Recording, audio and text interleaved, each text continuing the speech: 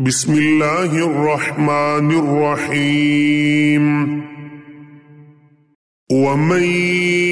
يقنت منكن لله ورسوله وتعمل صالحا نؤتها أجرها مرتين وأعتدنا لها رزقا كريما. يا نساء النبي لستن كأحد من النساء إن اتقيتن فلا تخضعن بالقول فيطمع الذي في قلبه مرض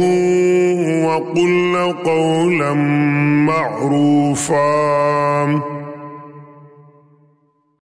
وقرن في بيوتكن ولا تبرجن تبرج الجاهلية الأولى وأقمنا الصلاة وآتينا الزكاة وأطعنا الله ورسوله إنما يريد الله ليذهب عنكم الرجس أهل البيت ويطهركم تطهيرا. واذكرن ما يتلى في بيوتكن من آيات الله والحكمة إن الله كان لطيفا خبيرا. إن المسلمين والمسلمات والمؤمنين والمؤمنات والقانتين والقانتات والصادقين والصادقات والصابرين والصابرات والخاشعين والخاشعات والمتصدقين والمتصدقات والصائمين والصائمات والحافظين فروجهم والحافظات والذاكرين الله كثيرا والذاكرات أعد الله لهم مغفرة وأجرا عظيما. وما كان لمؤمن ولا مؤمنة إذا قضى الله ورسوله أمرا أن يكون لهم الخيرة من أمرهم ومن يعص الله ورسوله فقد ضل ضلالا مبينا. وإذ تقول للذي أنعم الله عليه وأنعمت عليه أمسك عليك زوجك واتق الله وتخفي في نفسك ما الله مبديه وتخشى الناس والله أحق أن تخشاه. فلما قضى زيد منها وطرا زوجناكها لكي لا يكون على المؤمنين حرج في أزواج أدعيائهم إذا قضوا منهن وطرا وكان أمر الله مفعولا. ما كان على النبي من حرج فيما فرض الله له سنة الله في الذين خلوا من قبل وكان أمر الله قدرا مقدورا الذين يبلغون رسالات الله ويخشونه ولا يخشون أحدا إلا الله وكفى بالله حسيبا ما كان محمد أبا أحد من رجالكم ولكن رسول الله وخاتم النبيين وكان الله بكل شيء عليما يا أيها الذين آمنوا اذكروا الله ذكرا كثيرا وسبحوه بكرة وأصيلا هو الذي يصلي عليكم وملائكته ليخرجكم من الظلمات إلى النور وكان بالمؤمنين رحيما تحيتهم يوم يلقونه سلام وأعد لهم أجرا كريما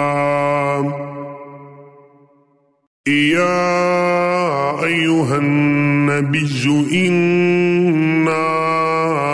أرسلناك شاهدا ومبشرا ونذيرا وداعيا إلى الله بإذنه وسراجا منيرا وبشر المؤمنين بأن لهم من الله فضلا كبيرا ولا تطع الكافرين والمنافقين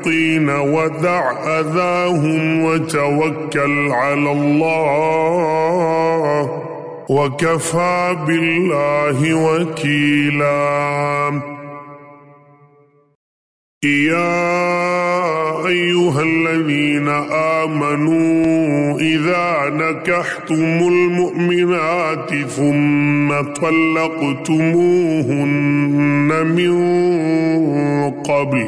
من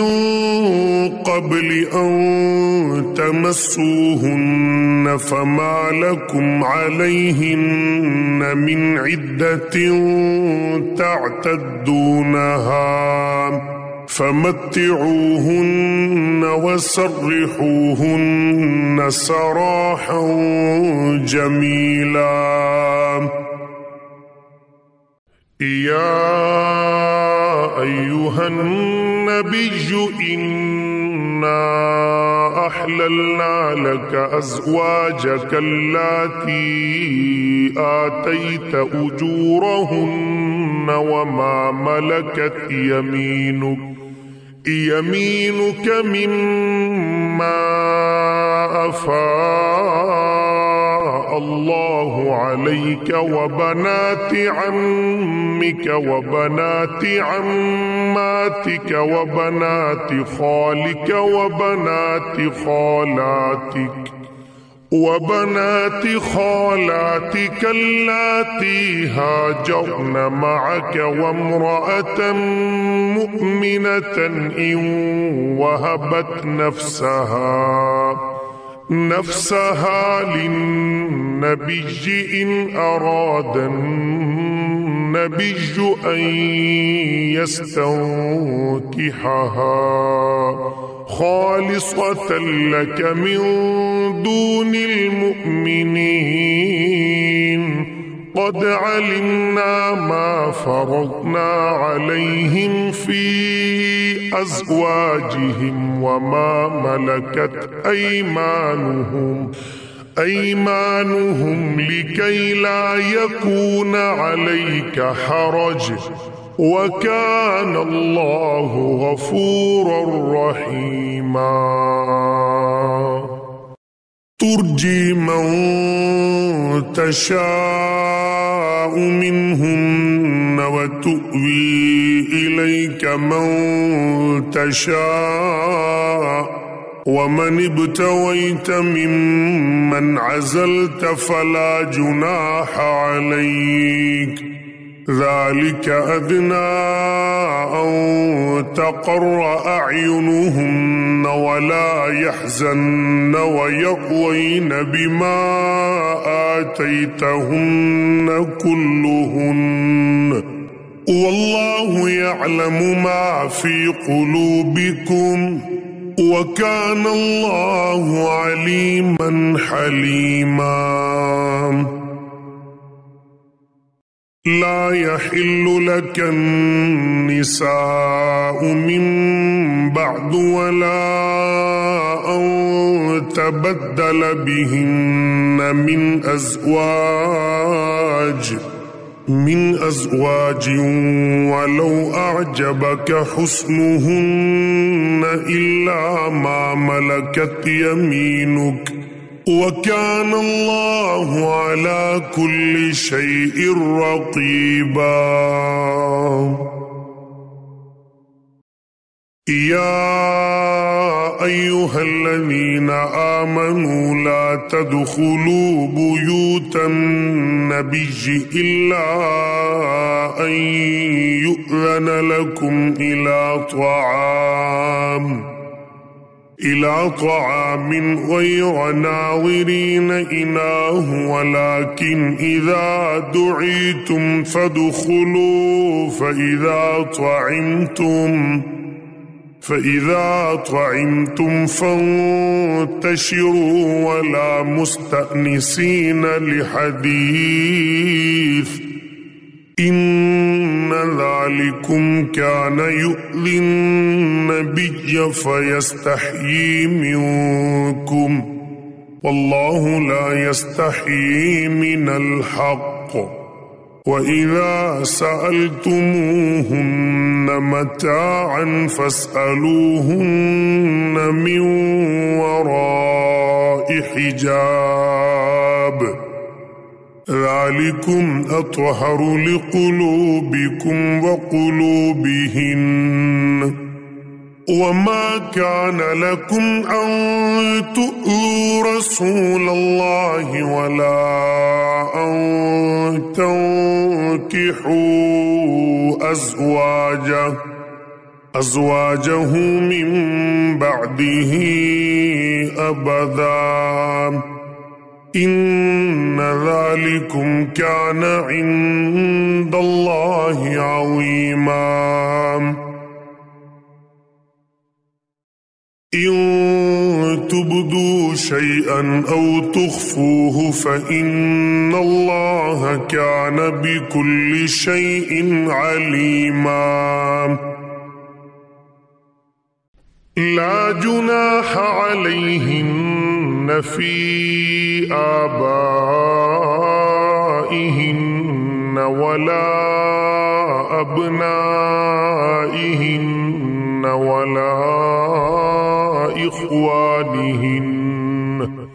ولا إخوانهن ولا أبناء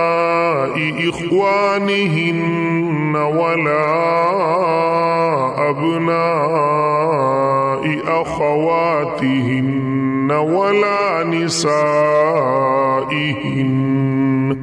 ولا نسائهن ولا ما ملكت أيمانهن واتقين الله إن الله كان على كل شيء شهيدا إن الله الله وملائكته يصلون على النبي يا